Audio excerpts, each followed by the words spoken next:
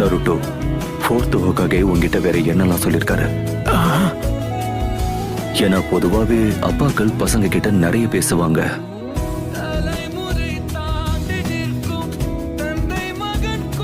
Lord fourth, நான் தான் உன்னோட அப்பா.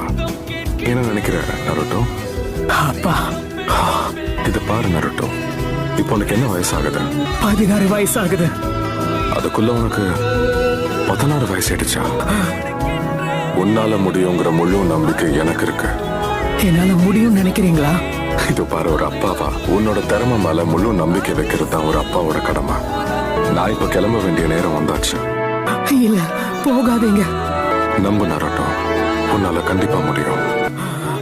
இந்த சந்தோஷமே போதும் எனக்கு. ரொம்ப நன்றி அப்பா. அவர் என்ன சந்திச்சப்ப இன்னொரு விஷயமும் சொன்னாரு. அவர் என்ன முழுசா நம்புறாராம்.